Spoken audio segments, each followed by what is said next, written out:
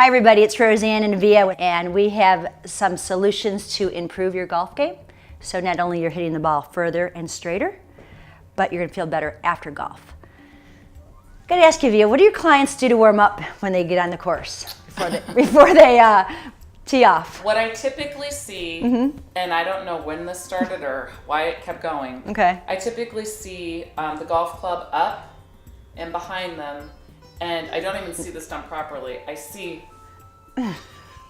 I'm sorry, I don't want to laugh. Or I start to do. Oh my god! I think I just gave myself a package. I either laugh, but I see it, and I'm like, ow! But it just all this torso rotation, and I don't get it. Right. Or they'll go and hit balls for 30 minutes before they go in golf, so now they've just fatigued their whole entire course. So Totally. Yeah, it's. Let's call that old school. That is old school. Okay. Yes. So I worked trained under TPI, and these guys have an amazing way to approach getting all what we want out of golf.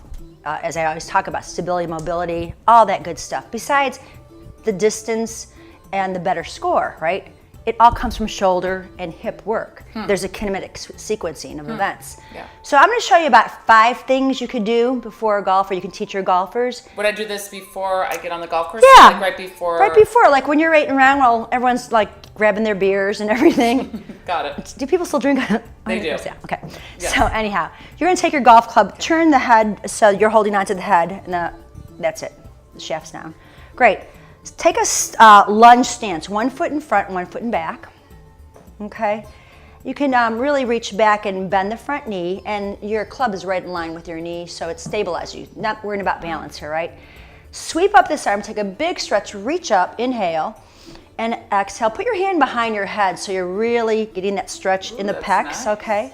Great. So I want to even encourage you to bend your right knee more so you can really pull that left hip bone forward. Okay. So almost like a pelvic push. Pelvic tilts, pelvic push.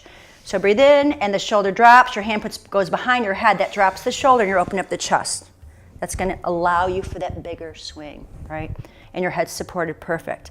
So you're going to hold that for a couple breaths, and then just straighten back up, and then now just take your arm out to the side, reach out, okay, reach up, and then let your shoulder drop, and now bend over to the side. Once again, I suggest you put your hand behind your head, because typically your head's going to fold forward or push forward.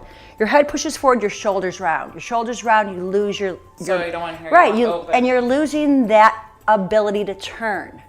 So the more that you can keep your ears over your shoulders. Now you're bringing it into the side. This is where we want to open up for the twisting. Okay, opening up allows more movement. Come on back to center. Switch sides. Let's do both sides. Okay, so it's a nice big lunge stance, big step back. Front knees bent, and then you're going to sweep the arm up, and then put your hand behind your head, belly button in. You want a pelvic tilt, and you want to feel like this hip bone's coming forward. Okay, so Via's got this beautiful flowing form. Guys, don't worry. You just want to have a big stretch here. Just lengthen up. Good? Women will feel this a little bit more. They have a little more flexibility, but we want guys to feel just the same, that they can move like this. Hands behind the head. So you're going to press that elbow back, hip bone forward, breathing into your side. I feel this and I stretch a lot. I know. This is a good stretch. Okay, we're stabilizing and we're moving what matters. Wow. Come on back to center and step forward. Okay, so I just kind of opened some things up. Obviously. A lot. Go ahead and take your golf club right in front of you now. And now we're going to talk about moving hips. So you're going to put this down. You're going to put your hands on the club.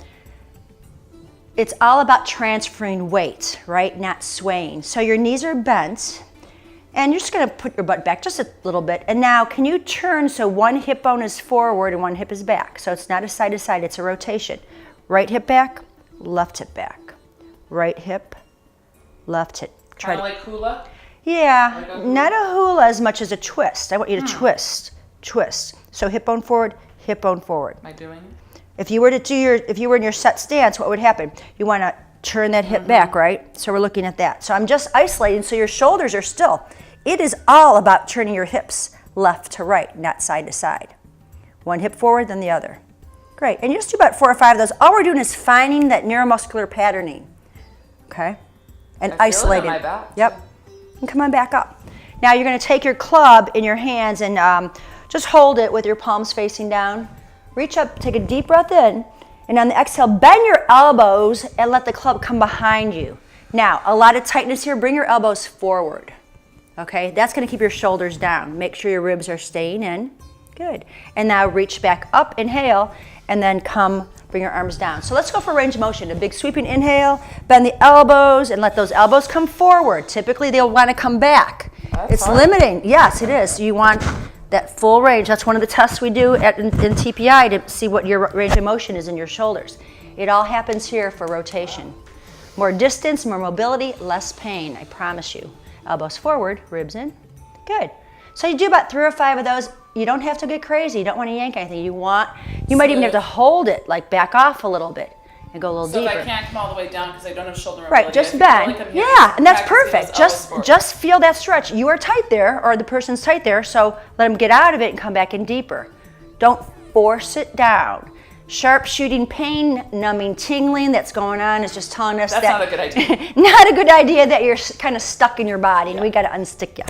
So from that point, we're just going to do a little bit of now shoulder mobility. Okay.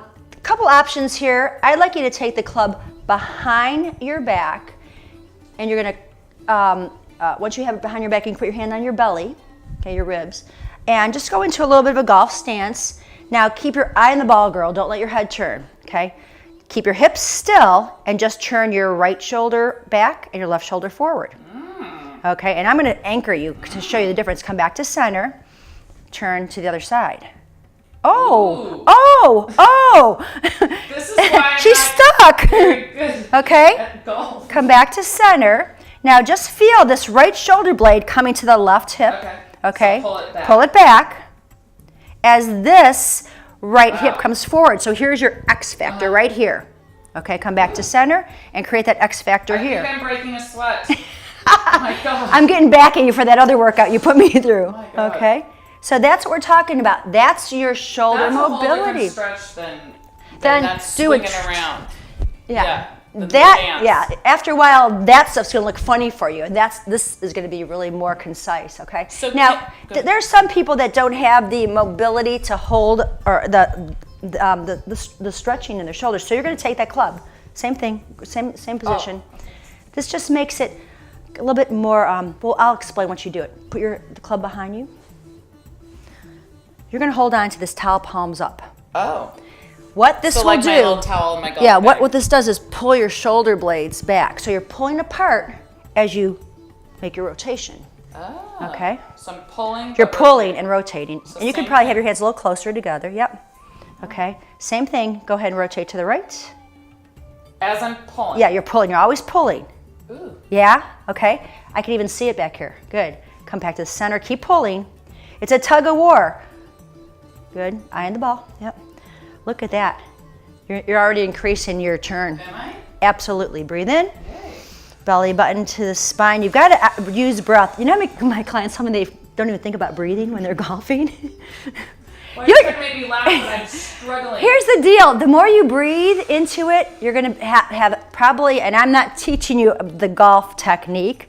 All I'm telling you is you're going to have a lot more energy by the 18th hole. Actually like that was, I don't know if it was necessarily easier, but it was easier for my mind to get into it. Yeah, your muscles. So those are some of the great tips that I'd like to have you pass on to your clients. I'd like you guys to try it, you ladies to try it. And this is something that they could do every time before their golf game, correct? Absolutely. And we'll talk later about what to do after the golf game, because that matters too. Thank you, Roseanne. Yeah. Thanks for being with us.